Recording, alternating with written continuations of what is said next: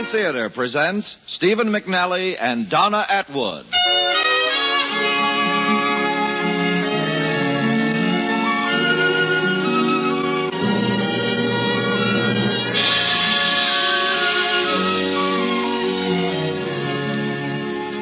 From Hollywood, the Mutual Network, in cooperation with Family Theater, presents Strangers, starring Stephen McNally.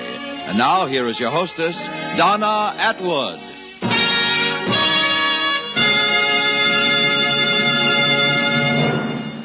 Thank you, Tony Lafrano. Family Theater's only purpose is to bring to everyone's attention a practice that must become an important part of our lives if we are to win peace for ourselves, peace for our families, and peace for the world. Family Theater urges you to pray. Pray together as a family.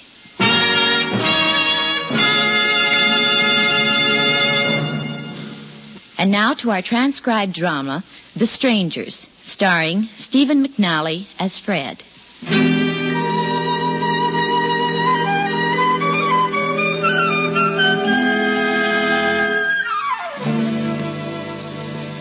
It was a little after 4:30 when we pulled into the filling station on the outskirts of Acalpa. Rolling away to the west is the flat, barren desert with a white ribbon of highway running across it. 80 miles. 80 miles more and we'd be there. Check your oil and water, mister? Yeah, you better. Can I have a root beer, Daddy? You just had a root beer. Take an orange out of the cooler, Annie. I had an orange. Well, have another. They're good for you. You want me to light your cigarette, Fred? Yeah, thanks. Boy, it's really been a scorcher. Yeah. Ought to start cooling off pretty soon. Hey, you could use about a quart of oil, mister. No, okay. Number 20? Yeah. Say, my map says we're 80 miles from Barnesdale. That about right? Well, if you stay on the main highway. There's a cutoff to the south about 40 miles out, but it ain't much of a road. Well, does it save you any mileage? Nah, maybe 10 or 15. You'd be driving in the dark, though. Me? I'd stay on the highway. Not too well marked, huh? Almost nothing. I notice you got a Missouri plate. Yeah, St. Louis. Are you from the Midwest? Oh, Albuquerque. I just figured if this was your first time over the desert, I'd give you some advice. Sure. We can use it. Don't pick anybody up. How do you mean? Hitchhikers. Most of them are probably okay, but every week or 10 days, some guy picks up somebody out on the desert, and all the thanks he gets is a bang over the head. Yeah, I guess there's plenty of that. Well, maybe there ain't plenty, but there's enough. You can't go wrong playing it safe. But what if you see someone out there whose car's broken down or something? Don't worry about him. State police patrol the whole main highway about once every 2 hours. Well, even if you break down yourself, that's the most you'll have to wait. Well, I'm not much for picking up strangers anyway, especially with my family in the car. I know. But you get out on that desert and don't see anything for miles, and all of a sudden here's some clown walking along in the hot sun with his thumb in the air, and it breaks your heart. Yeah, I know. Well, don't let it. A little crazy to be out there all alone in the first place. And if you get some real trouble, the cops will help him. Yeah, I guess you're right. How much do we owe you? Let's see, $3.12 for the gas, $40 for the oil, $3.52. Here you go. And give us a receipt, will you? Oh, sure. $3.52 out of 5. I'll get you change, make out a ticket. Daddy, Yeah, why shouldn't we give anyone a ride? because they might hit us over the head. Oh, Fred. Well, that's what the man said. Would they, Mommy? What your father means is that we might give a ride to a desperate man who would try to rob us or steal our car. Anybody who would steal this car is really desperate. Fred, if we're going to explain it to her. Okay. I'm just kidding, Annie. What the man said was there's a lot of strangers out there in the desert, and you can't always tell the good ones from the bad ones. Like we tell you never to get in a car with a stranger? Uh-huh. Well, this is just the other way around. Don't let a stranger get into your car. Oh. Well, here we are. Let's see, 55, 75, 4, and 1 is 5. Here's your receipt. Thanks. We're moving out here to Barnesdale. My company's paying for the trip. Oh? So I got to show them where the money goes. Oh, sure. Well, thanks for the advice. Forget it. Didn't cost me a cent. Even so, we appreciate your telling us. As far as that goes, it won't cost you a cent either. What, the advice? Yeah? Unless you don't follow it.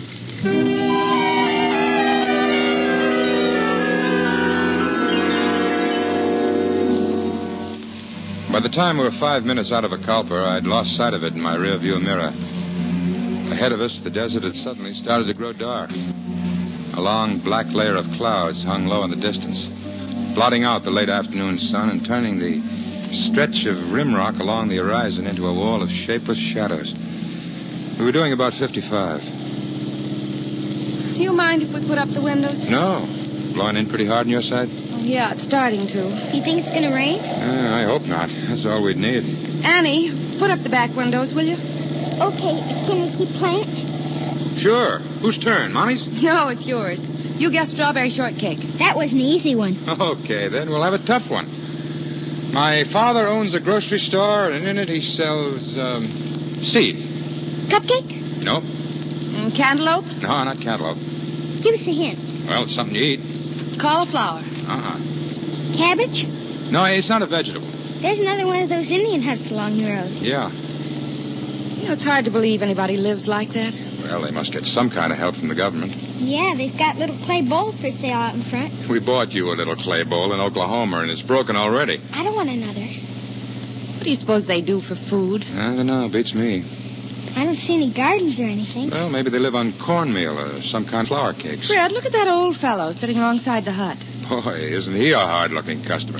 Ooh, spooky. Hey, look. A hitchhiker. Where? Up ahead, see him? I see him. You keep your foot on the gas, Mr. Reynolds. Yes, ma'am. You think he might be a bad one, Mom? I haven't the slightest idea, and what's more, I'll never find out. He's giving us the thumb. Can I wave to him? Oh, no, for heaven's sake, Annie. We're not trying to rub it in. Say, he's wearing a uniform. He's a soldier. Remember what the man in the gas station said. Okay. He was just a kid. And don't make me feel any worse than I already do. What's he doing way out here, Daddy? He's taking a long walk if everybody gives him the same treatment we did. Fred, if you're going to sulk about this... I'm not sulking, but when I was a GI, people picked me up all the time. In the desert? After they'd been warned not to? Okay. You heard the man in the gas station. I didn't make this up. Okay, let's forget it, huh?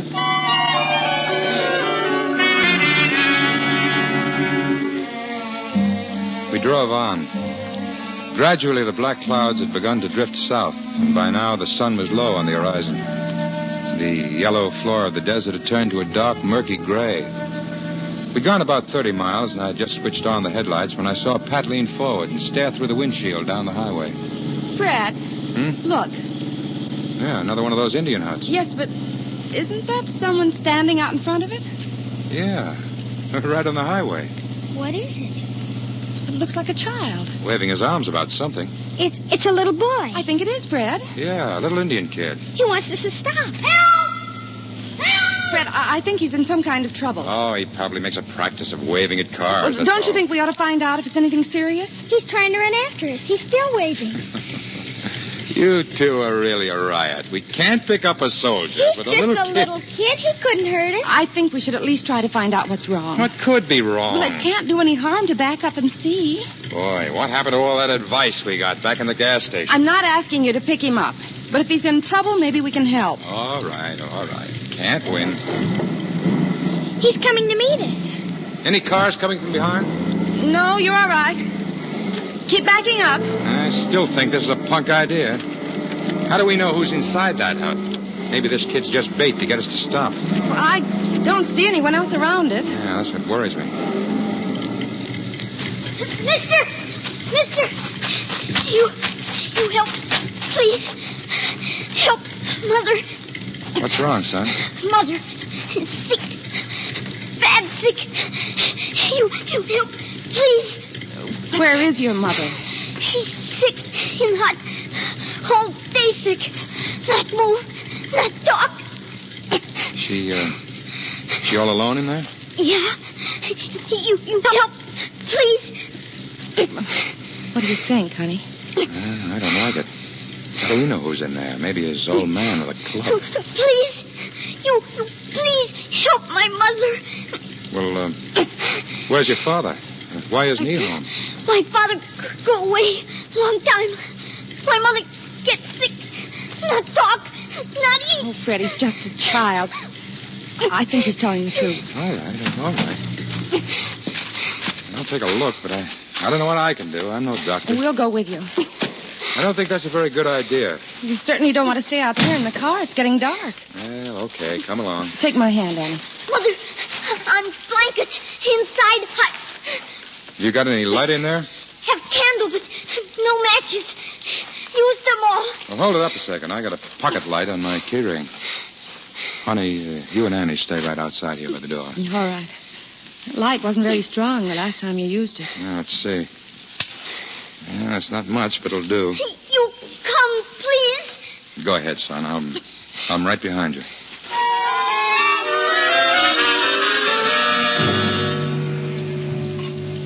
I followed the Indian boy across the threshold into the dark, musty interior of the hut. For a moment, I couldn't see anything. Then I made out the boy bending over the figure of someone stretched out on the floor along the back wall. This is my mother. She bad sick. What made her sick, do you know? She's sick 2 days. Not talk. Not eat. Fred, is everything all right? Well, whoever it is, they don't look too good. Can we come in? Yeah, there's nobody in here. You help, please. Take mother to doctor, man. She's asleep. Well, asleep or faking it, I don't know. She's breathing. Maybe she's unconscious. How long has your mother been like this? All day. All night. She don't talk. When was the last time she had anything to eat? She talked once last night. Drink water. What did she say then? She say her head burning. Get the policeman car. Well, the fire doesn't seem very hot now. Why didn't you stop the police car? I fall asleep last night. What about today? Every time they come by, I was in the hut with my mother. I come out too late. Fred, if she's sick, shouldn't we do something? Yeah, if she's sick. But how can we be sure? Maybe it's just an act. I don't think he's lying, Daddy. You don't, huh? We'd better let Daddy handle this, Annie. But I wouldn't lie about you being sick, Mommy. I know you wouldn't, honey. So I don't think he would either. Why not? I don't think his Mommy would let him.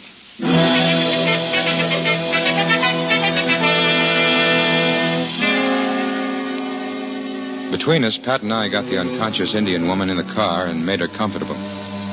I still wasn't convinced. It could have been an act, just to get picked up.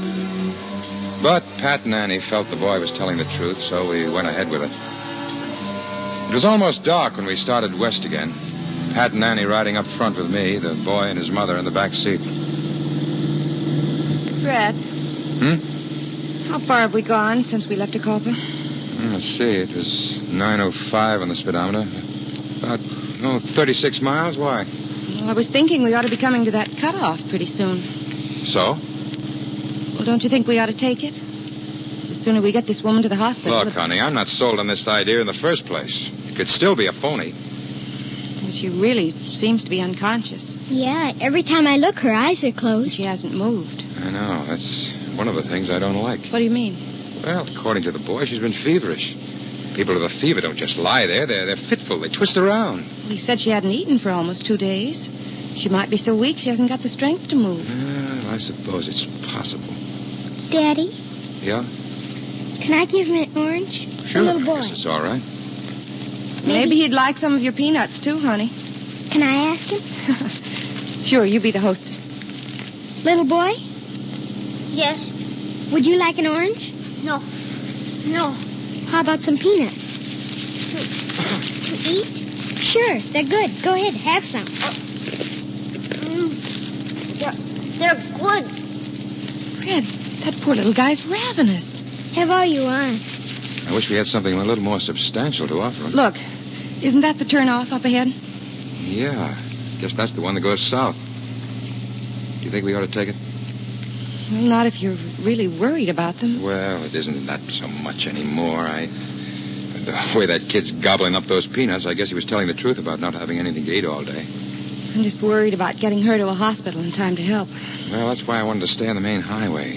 Thought we might run into one of those police patrols by now. Maybe they don't come through here as often after it gets dark. Maybe not. Why are we stopping, Daddy? Just trying to decide whether to take that shortcut up ahead. Oh. Mister? Yes? You hurry, take my mother to doctor, please. All right, son. We'll hurry.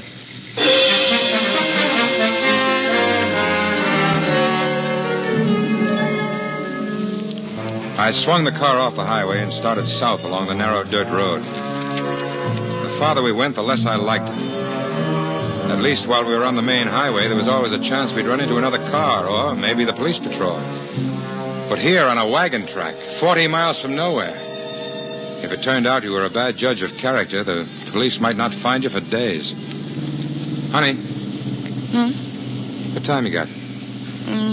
About 5:45. Making pretty good time. The way I figured, we're only about 18 miles from Barnsdale. Now don't you feel a little better that we picked them up? Yeah, I guess so. Annie asleep? Look. Really sawing it off, huh? Can you see in the mirror if the boy's still awake? I can't tell. It's too dark. Son? Yes, mister? Oh, I was just wondering if you were asleep. No. Does your mother seem to be resting all right? Yes. She's quiet.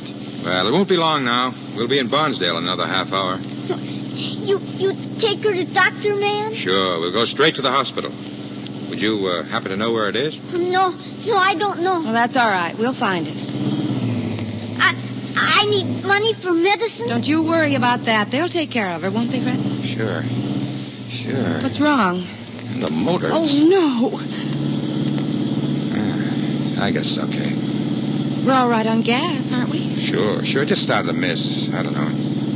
Seems all right now. Brother. What do you think it is? I don't know. Feels like something with a fuel line. Can't be the plugs. They're brand new. Oh, great. Fred, what are we going to do? Take it easy.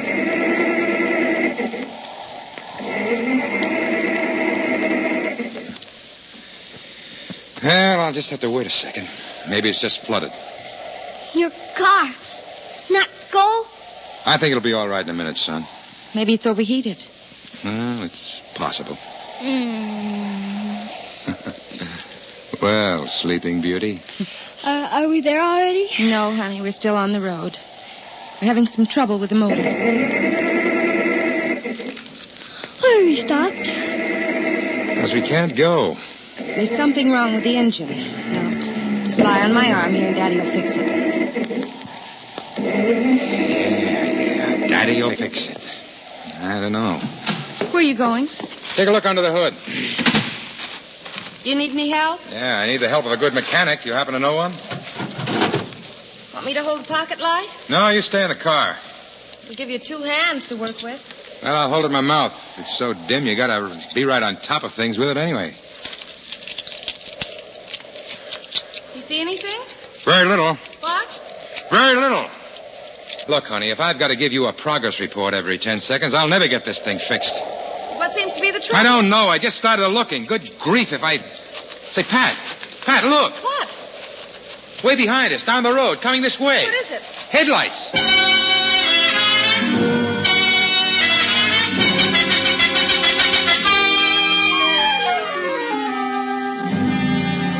The approaching car must have been quite a way off when we first spotted it because we couldn't hear its engine at all. I had Pat and Annie get out on the road, and the 3 of us stood there off to the side waiting as the car drew closer and closer. At the last minute, I reached into the front seat and turned on our parking lights so they'd be sure to see us. Should we yell, Daddy? Sure, yell, wave, give them the works. Wait till I tell you, though. You don't think there's any chance they might run into the car? No, we're off by the side. They can swing around us if they have to. They're getting closer. Yeah, okay now. When I say go, we all start yelling and waving for all your work, okay? You stay over close to me, Annie. Yeah. Here they come. Ready? All right. All right, ready. All right, yell. You're going right by. No, stop. We're Oh, the lousy, rotten, selfish. Hey, you! Hey! They didn't stop. They don't stop for you? I thought I told you to stay in the car. Well, I stayed till they go by. How do you like that? They didn't even give us a second look. They didn't even slow up. Well, maybe they like when I wave from road to you and you go by. What do you mean? Maybe they're afraid.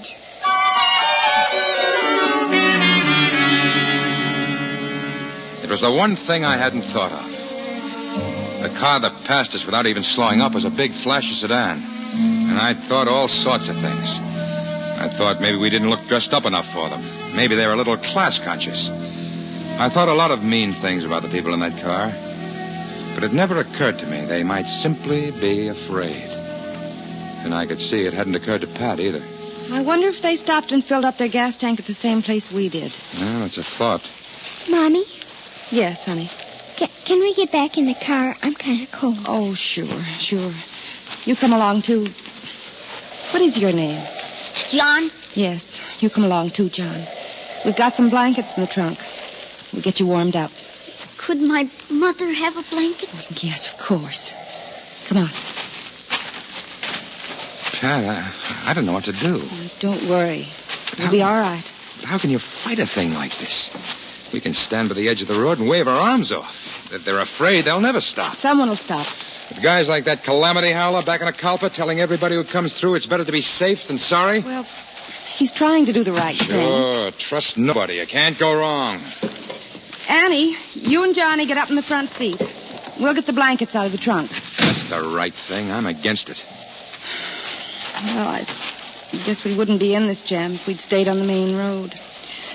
I'm sorry. Well, you've got nothing to be sorry about. Why shouldn't we take the cut off if we want to? What's that make us, criminals? On the main road, at least, we might have seen the police patrol. Oh, they're probably just as frightened and suspicious as anybody else. This is a fine situation. Really fine. Want me to hold the flashlight? Yeah, here. You'd better take out all the blankets. We may have to spend the night here. Yeah. Boy, the more I think of it. Come on now, honey. Won't do any good to get mad. Oh, I'm not mad. I was just thinking what that guy in the gas station told you when you asked him, what if you see someone who is in real trouble, someone whose car's broke down? I know. Don't worry about him, he said. The cops will be along. Let the cops worry about him. I know. Here, let me take some of those. It'd be a great country to live in if we decided to let everything up to the cops. Well, Freddie was just trying to tell us something for our own good. Sure. The motives are always great. Except now it's us. It's not some poor little Indian kid who's probably got used to being pushed around. It's three respectable citizens whose car broke down. Now we can't get anybody to listen to us. Somebody will listen. I don't know. You've got to be pretty strong-minded. You'll have to believe they can still trust somebody. And if there are many guys around here like that bird back in the gas station, you can forget it. Fred? Say, it's another car. I didn't notice the lights. We had our backs to them. Annie. I'll get her out of the car. Get the little guy, too. Honey, come on, both of you. There's another car coming. Come on, you too, Johnny. Are we going to wave again? That's right, and yell. Do you want them to see me? You bet I do. They're getting closer, Fred. Wait, let me turn on the headlights. All right. Now let's all get out in front of the car. Let them really see us, huh? Mister, maybe they'd be afraid if they see me. Why? You've got more right around here than any of us. Annie, you and John come over here with me. All right, here they come. Really yell it out now. No.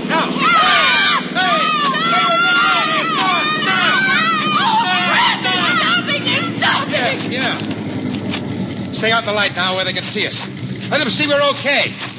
Can you give us a hand? Our car broke down. What seems to be the trouble? Well, I don't know. First I thought it was the fuel line. We've got a sick person with us, an Indian lady. We were trying to get her to the hospital. Who's that getting out of the car with her? Some guy. I don't know. It's the soldier. I wouldn't normally have stopped on this side road, but my son recognized your car. Hi. Oh, how are you? He says you passed him on the highway this afternoon. Yeah, I'm sorry, soldier. We'd been warned not to pick up anybody. Fred wanted to stop, but I talked him out of it. No. I was scared, too. No, forget it. You were smart to be scared. Mom was late getting to the station of the Culpa, so I just got out my thumb. Which wasn't very smart itself, Bill. No. I've warned you about hitchhiking. Well, it'd be different if it was an emergency like these people. Well, that's the way we figured it. We saw the poor woman was actually ill. You just have to make exceptions in a case like that. I think anyone would have done the same thing. Of course. Is it the boy's mother who's sick? Yes, she's lying on the back seat. He flagged us down on the road just a while after we passed you. Well, what do you think's wrong with her? I don't know. Probably malnutrition more than anything else. She's pretty weak. We were trying to get her to the hospital at Barnesdale, and then our car broke down. Well, if you don't mind leaving your car out here overnight, we can probably get you all into town in the station wagon. Well, we'd sure appreciate it. Oh, by the way, our name's Reynolds, and this is our little daughter, Annie. How do you do? Nice to meet you. And this little boy is John. Oh. And he's a very brave boy, too. Yes? Well, why do you think he's brave, dear? Well, he got into our car just to help his mother because she was sick. Well, what's so brave about that? Well, because we were strangers.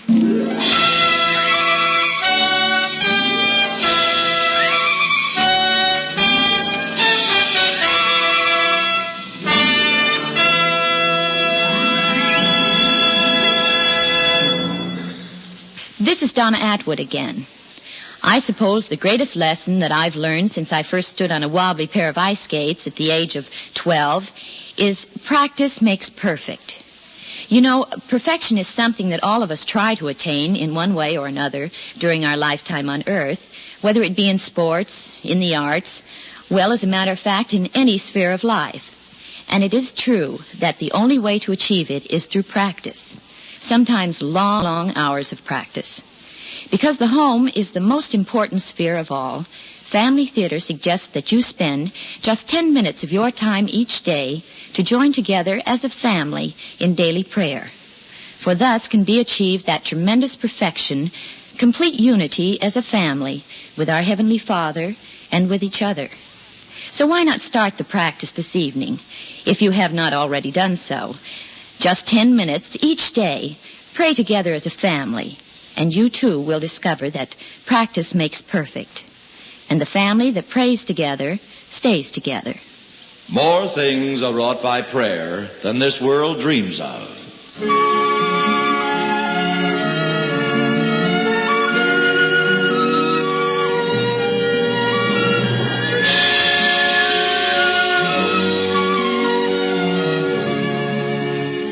From Hollywood, Family Theater has brought you transcribed Strangers, starring Stephen McNally. Donna Atwood was your hostess. Others in the cast were Virginia Gregg, Mae Clark, Gayan Kelly, Richard Beals, and John Larch.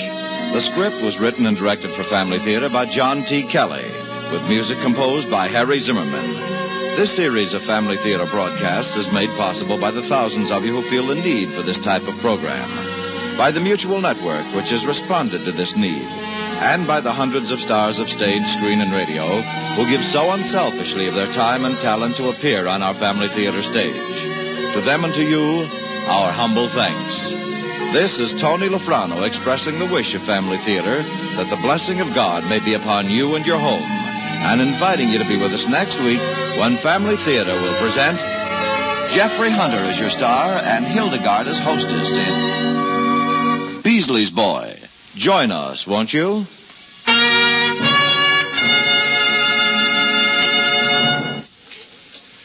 You're invited to stay tuned now for the latest news with John Holbrook on the newspaper of the air, which follows in just a few moments.